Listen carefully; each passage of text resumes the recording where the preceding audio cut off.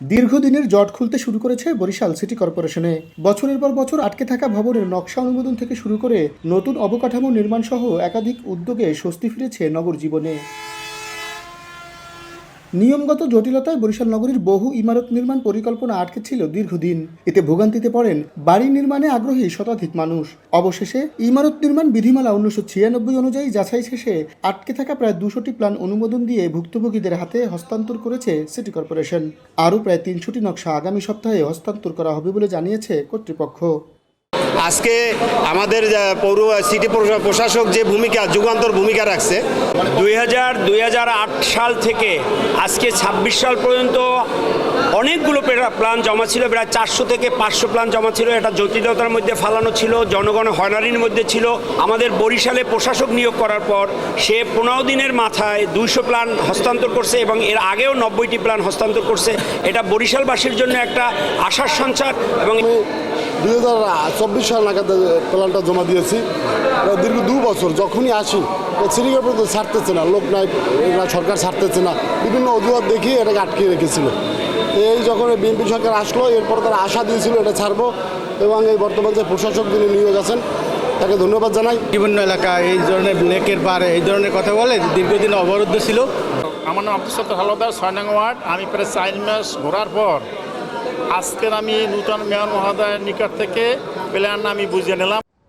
শুধু আটকে থাকা প্ল্যান নয়, নগরবাসীর দীর্ঘদিনের ভোগান্তি কমাতে নতুন কিছু উদ্যোগও নিয়েছে সিটি কর্পোরেশন।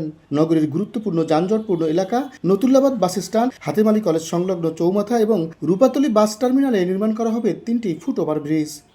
নতুল্লাবাদ, রূপাতলী এবং চৌমাথায় এই এরিয়াগুলোয় আমাদের খুব দ্রুতই ফুটওভার নির্মাণ করা উচিত।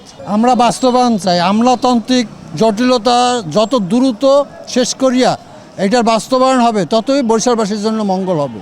এছাড়া কর্মজীবী নারীদের নিরাপদ আবাসনের জন্য একটি মহিলা হোস্টেল নির্মাণের পরিকল্পনা নেওয়া হয়েছে।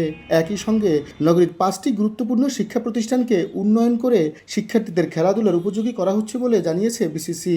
আমরা প্রথম যে উদ্যোগটা নিয়েছি সেটা হচ্ছে শহরে যানজট নিরসনের জন্য রাস্তাঘাটে যে অবস্থা, ফুটপাতের উপর যে অবৈধ দোকানপাট ছিল সেগুলো উচ্ছেদ করে জনগণের জন্য প্রশস্ত রাস্তা উপহার দেওয়া। তারপর হচ্ছে ফুটওভার ব্রিজ দরকার, সেই জন্য আমরা 3টা জায়গার জন্য আমাদের নতুন প্রশাসন যিনি আছেন উনি ফুটওভার ব্রিজের জন্য আবেদন করছেন। এটা রোড এন্ড হাইওয়ের সাথে কথা হয়েছে, স্থানীয় সরকার বিভাগের সাথে কথা হয়েছে। সিটি প্রশাসক বলেছেন, একটি বাড়ি নির্মাণ অনেকের জীবনের সঞ্চয় আর স্বপ্নের সঙ্গে জড়িত। তাই ছোট একটি কাগজের জটিলতায় যেন কেউ বছরের পর বছর ভোগান্তিতে না থাকেন, সে লক্ষ্যেই ধাপে ধাপে সব জট নিরসনের উদ্যোগ নেওয়া হচ্ছে। একটা ঠিকানা, স্থায়ী ঠিকানা খুঁজে এবং অবসরে যাওয়ার পরে সরকারি চাকরিজীবীরা তাদের সেই টাকাটা দিয়ে একটা নিজস্ব ঠিকানা খুঁজে, সেই জায়গাটা থেকে তারা বঞ্চিত ছিল, তারা একটা অনিরাপত্তায় ছিল।